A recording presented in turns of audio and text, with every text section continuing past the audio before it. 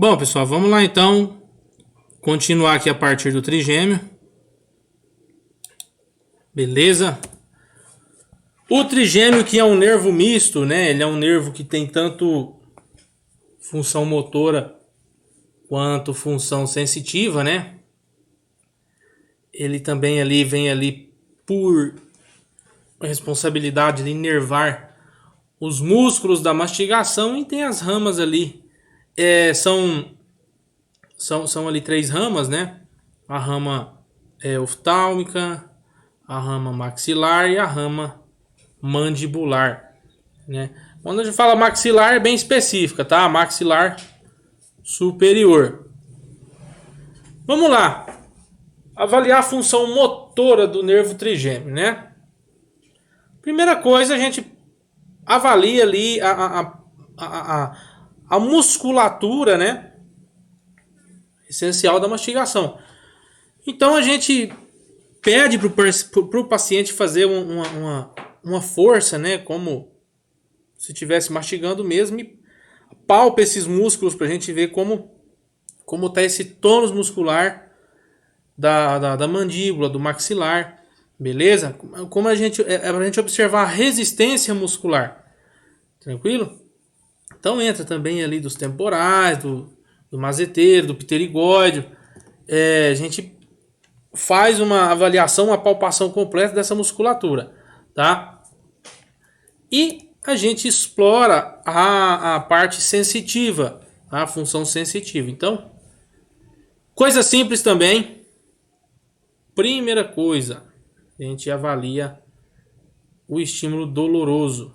Alfinetezinho, tá? Dá uma encostadinha na pele do paciente ali, na região temporal, na região do maxilar, da mandíbula.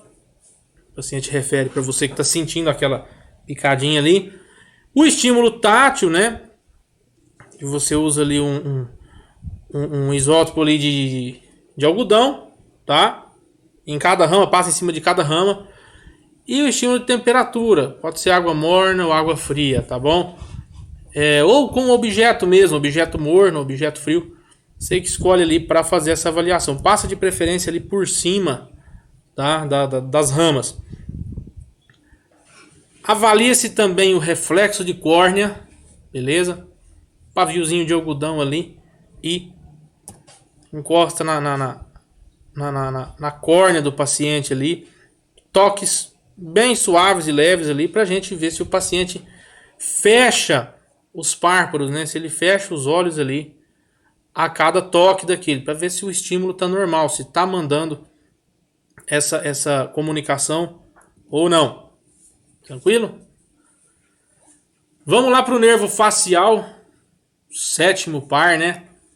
Nervo facial que já tem função motora, também função sensorial. Falando da função motora, ele é responsável pelos movimentos do rosto, né? Frente, oblicular, peribucal,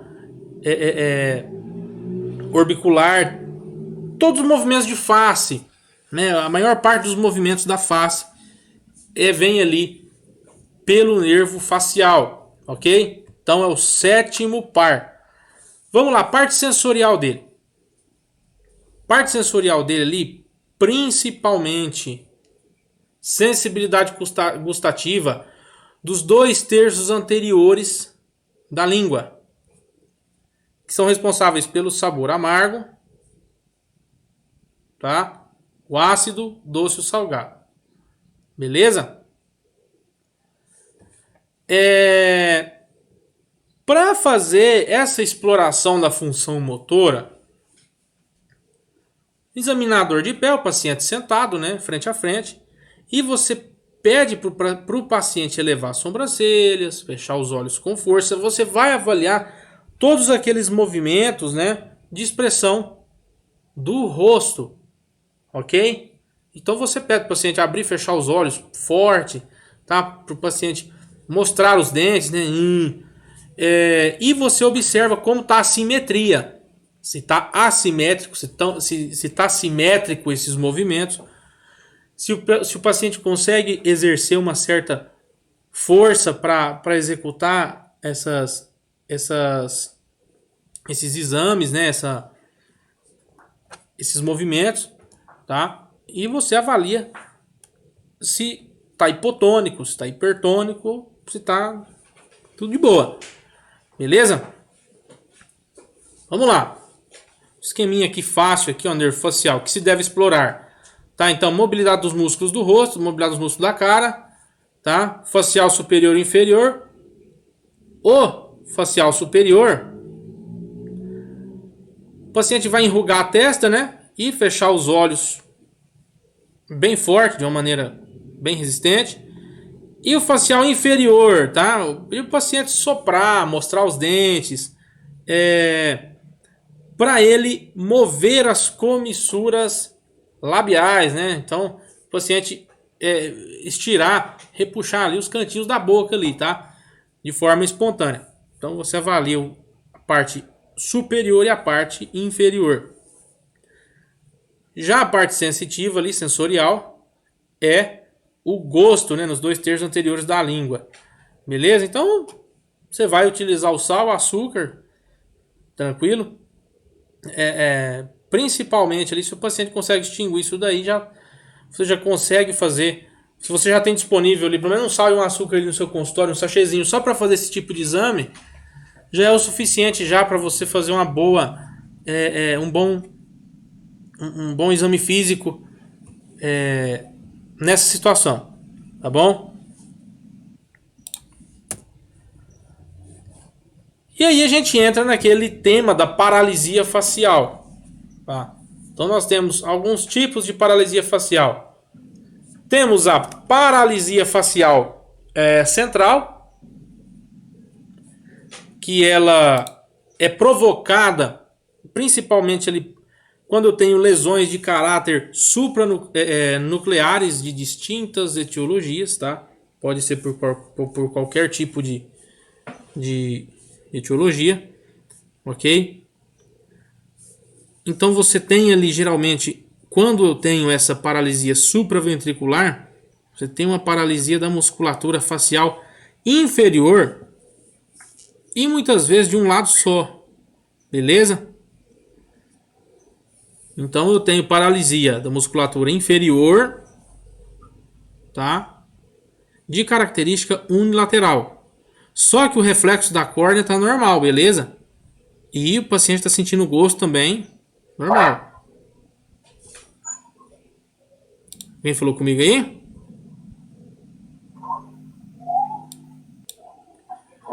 Vamos lá.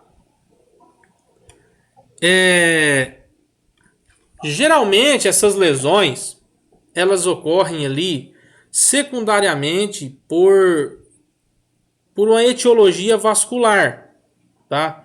Quando eu tenho alteração lá em cima, lá na via piramidal, que vem lá da corteza e descende ali até o núcleo de origem, né?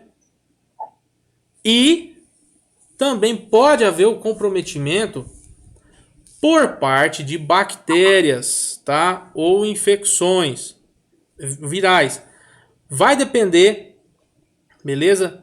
Isso tudo cursa em volta de uma diversidade etiológica grande. Tranquilo?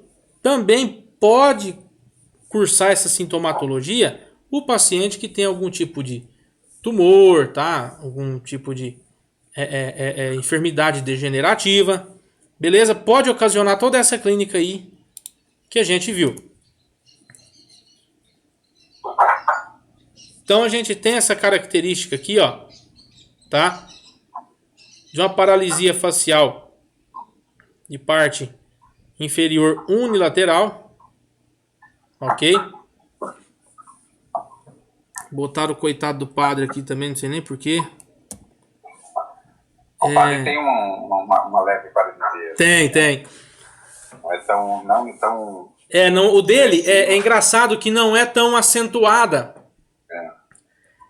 É bem discreta, tá? Então, assim, são poucas pessoas que reparam essa paralisia. Ela é uma sintomatologia bem ligeira dele, tá?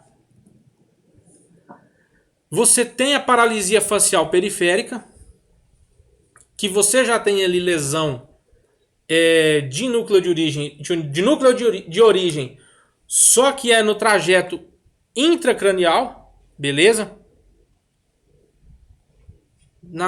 Quando eu falo da questão ali do recorrido intrapetroso, beleza? Lá na emergência mastoide.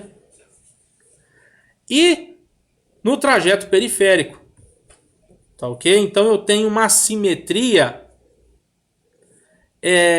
completa da M cara. Então paralisa ali um lado praticamente completo, beleza? Então você tem ali os sulcos frontais desaparecidos, o paciente não consegue enrugar a testa, ele não consegue um bom fechamento dos olhos, tá? Sinal de Bell positivo, o paciente tenta fechar os olhos, né? E com isso ele vira o globo ocular para cima, ele projeta os olhos para cima na intenção de tentar fechar os párpados, né? Só que essa situação aqui sem sucesso, tá? Então você observa que tem uma paralisia da M cara, beleza? Aí vai do lado que foi acometido, ok? Aqui a gente observa de uma forma melhor. Você consegue ver uma desviação da comissura labial, beleza? E você consegue ver que tem uma queda, parece assim, do rosto do paciente, porque perde totalmente o tônus muscular mesmo do lado que foi afetado. Tranquilo? Então, é uma assimetria completa da hemicara. Então, afeta desde de face superior e posterior. Tranquilo? Já a exploração da função sensitiva aqui, como que vai funcionar?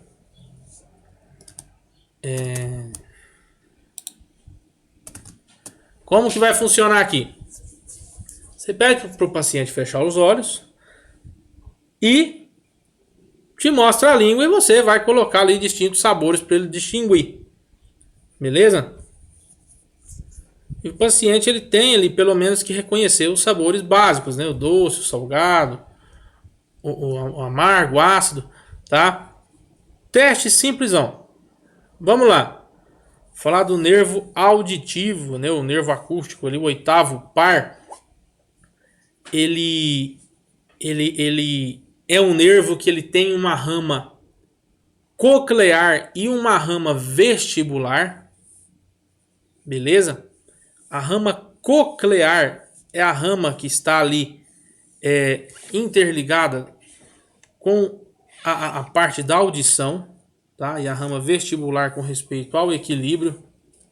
Nas aulas de otorrino lá vocês vão ver algumas enfermidades, algumas patologias com alterações vestibulares e com alterações cocleares. E a gente explora essa porção coclear e a vestibular com manobras áculocefálicas, né?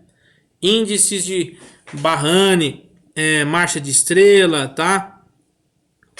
Provas caloríficas, a gente vai ver um pouquinho mais pra frente isso aqui para não ficar tão no ar, beleza? Simplesmente, como que eu posso observar se tem lesão, se está funcionando certinho esse oitavo par aí? O paciente começa a ter hipoacúsia. Começa a referir que não está ouvindo bem de determinado lado. Beleza? Ou o paciente está tendo ali umas crises de tontura meio inexplicáveis. Tá? O paciente começa a referir para você tontura, transtorno de equilíbrio violento. Tá? Ou não, tem enfermidade que cursa com pouca tontura, tem enfermidade que cursa com tontura só quando o paciente levanta, enfermidade que cursa quando o paciente senta ou quando o paciente deita, beleza? Tem enfermidade que o paciente tem tontura quando submetido a uma alta taxa de vibração sonora, beleza? Depende da patologia. Então, primeira prova que nós vamos falar, a prova do relógio, o paciente senta com os olhos fechados, né? E a prova de Weber, que é o paciente sentado e você vai vibrar o diapasão em frente ao o vértex dele, tá? E faz uma circundância com esse diapasão e ele refere para você, tá bom? E a prova de Rinner. A prova de Rinner você usa o diapasão também, só que o diapasão você percute ele e coloca ele vibrar bem na apófise mastoide, tá? E depois junto lá no conduto auditivo externo, do lado que você vai examinar, do lado que está mais afetado, tá bom? Põe o diapasão vibrar bem no conduto auditivo externo. Beleza? O teste de Weber, tá? Diapasão vibrando bem no vértex, ok? E o teste de Rinner, diapasão vibrando aqui no ouvido externo, beleza? Essa perda de audição, essa hipoacúsia, ela pode ser tanto sensorial, beleza? Sensorial porque pode vir ali ocasionada secundariamente ao uso de drogas, algumas medicações, beleza? Ou pode ser condutiva. Condutiva pode ser tanto por condição óssea, tá? Processos degenerativos. Pode ser também por causa de uma otosclerose, né? Deu uma calcificada lá no martelo, no estrivo, então tem que fazer uma cirurgia ali para colocar uma prótesezinha para melhorar essa vibração interna, tá? Para melhorar essa audição do paciente. Então depende da patologia. A gente já viu lá atrás, para explorar a função vestibular, a gente faz o teste de Romberg, né? O teste de Romberg a gente viu bastante lá nas nossas primeiras aulas de neuro, quando a gente falou de marcha, né?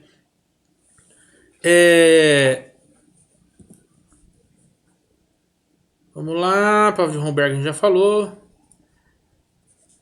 E as alterações vestibulares, a primeira coisa que vai ocasionar são alterações de equilíbrio, a vertigem, né? Aquela ilusão de movimento. Geralmente esses movimentos que o paciente refere são movimentos rotatórios. Você fala, o mundo está rodando, tá? E depois dessa movimentação, depois disso daí, o paciente pode vir a ter náusea e vômito. Beleza? E o nistagmus, né? O nistagmus é aquela oscilação rítmica involuntária dos olhos, né? O olho vai para um lado, para o outro ali. Então, característica de alteração de oitavo par a nível vestibular. Tranquilo? Alguma dúvida, gente? Tá de boa? A morte é mais suave, né? Mas vamos aqui com a nossa semiologia. Falando então do glossofaríngeo e do neumogástrico, a gente já fala dos dois juntos aqui, porque os dois eles contêm fibras motoras, sensitivas e vegetativas.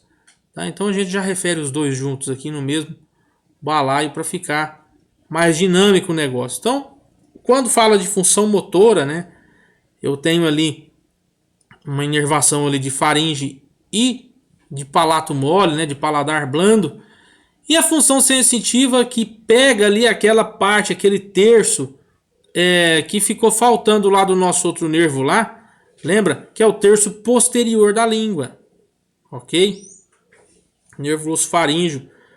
E a questão da sensibilidade da faringe e da laringe que vem ali pelo nervo neumogástrico, beleza?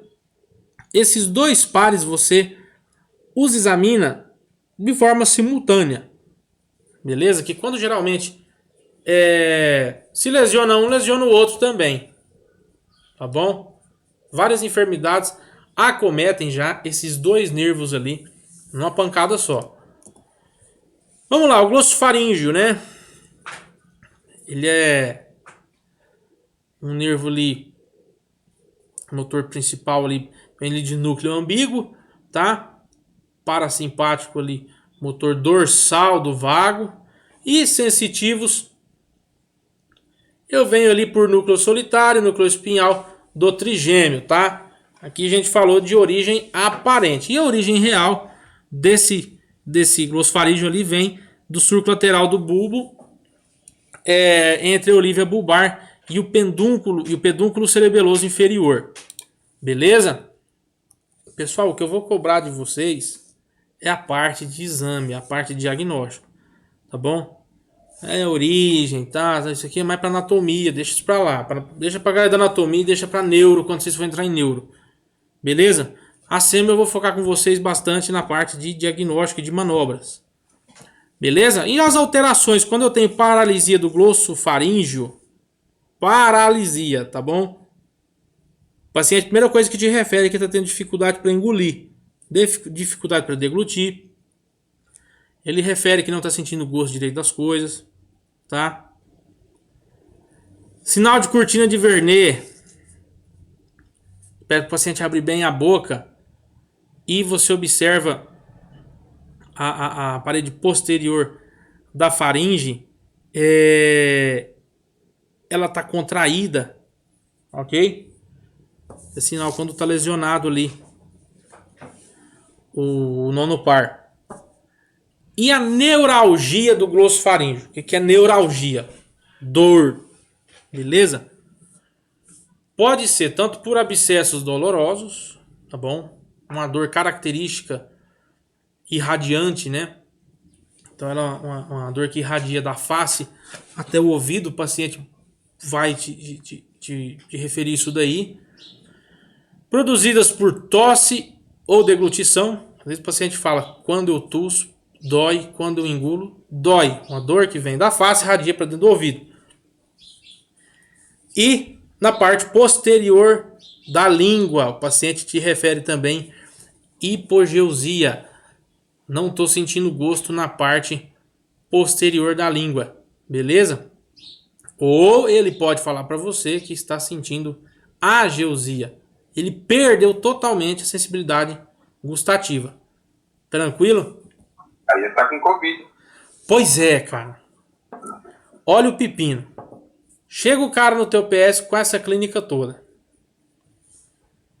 Pode ser dengue, zika, chikungunya, influenza ou coronavírus. Você pede o PCR para ele, é pelo menos 3, 4 dias para ficar pronto. Ou qualquer outro teste serológico aí, 3, 4 dias. Você manda o paciente embora, o paciente dá uma melhoradinha em casa, já não volta mais. Tá contaminando a galera dentro da casa dele. Ou ele volta depois dos 4 dias, volta pior. Tá? Então tá um impasse aí, cara. Eu não queria estar na pele dos secretários de saúde, não. Porque o negócio tá complicado. Ainda mais que a gente pega umas localidades aí que tá entrando também surto de dengue agora. Tem localidade aí que tá moendo a epidemia de dengue. Cara, você imagina esse povo chega com dengue, você não sabe se é Covid, se é dengue, o que é. Então, vai ver o cara tá com um problema lá no nono par cranial e você mandando azitromicina no companheiro. Vamos lá, exploração do glossofaríngeo. Fica de frente com o paciente, né? O paciente explorador frente a frente, e você pede para o paciente abrir a boca e tirar a língua para fora, tá? O que acontece? Você vai pegar um pedacinho de algodão embebido em qualquer substância ali, seja doce, salgado, e você vai colocar lá naquele terço posterior da língua lá que você está suspeitando que tá lesão, tá bom? E o paciente vai te referir se sentiu o gosto ali ou não. Beleza? Fenômeno de Vernet, né, que a gente falou lá atrás, que é quando você tem aquela lesão de nono par e e você observa ali a úvula, né? E os dois velos ali, geralmente ali estão meio contraídos ali, estão um pouco assimétricos, tá? Testa também o reflexo faríngeo do paciente, tá? O reflexo faríngeo, você faz um toquinho ali na parte posterior da faringe com aquele próprio depressor de madeira, beleza? E observa se o paciente vai apresentar uma contração imediata lá ou vai ter aquele reflexo de vômito, né? O nono par oferece a via sensitiva para esse reflexo e a via motora é oferecida pelo 10º par ou vago. Tá? Então o paciente muitas vezes pode te referir à náusea e também fazer o reflexo do vômito. Beleza? Vamos lá, exploração do gosto no terço posterior da língua. A gente já falou lá atrás, né? Então, o paciente mantém a língua para fora, você umedece ali com alguma substância ali, principalmente de caráter amargo também, e encosta esse algodão embebecido aí nessa substância e o paciente refere se sentiu o gosto ou não, tá? Vamos lá. O reflexo do seio carotídeo, tá? Cuidado ao fazer esse reflexo do seio carotídeo aqui, porque dependendo do tipo de pressão de massagem que você fizer aqui, o paciente apaga, beleza? Ele vai desmaiar na tua maca mesmo, tá bom? Então, você faz uma pressão cuidadosa, não muito forte, nem muito longa, muito prolongada, no seio carotídeo, tá? Consequentemente, diminui a frequência do pulso. Vai cair um pouquinho a pressão arterial. Beleza? É só para você avaliar um pouquinho já. Próprio seio carotídeo, viu? Caiu, já tira. Porque o paciente vai perder consciência mesmo. Beleza?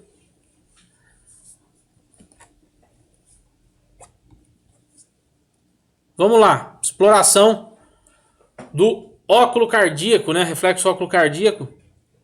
Pede para o paciente ali deitar em decúbito supino. Pede para ele fechar os olhos, né? E você toma o pulso radial dele, marca a frequência ali, e você vai fazer uma pressão sobre o globo ocular, beleza? Com a gema dos dedos. Aqui fala para colocar os polegares, tá? Pode ser o polegar, tanto pode ser o indicador mesmo, dobradinho assim, que fica confortável também. E o paciente pode apresentar uma bradicardia depois da compressão.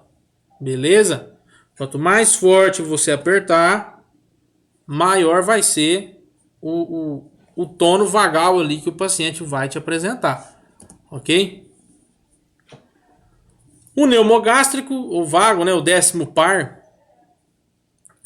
cranial, ele nasce do bulbo raquídeo, inerva a faringe, o esôfago, a laringe, a traqueia, os brônquios, o coração, o estômago e o fígado. Tranquilo? É um nervo misto também. E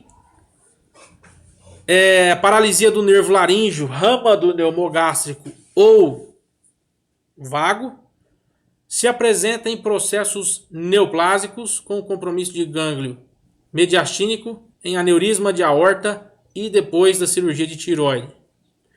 É comum você ver o paciente que tem aneurisma de aorta, ou outro nome, dissecção de aorta, apresentar paralisia do nervo laríngeo. Tranquilo?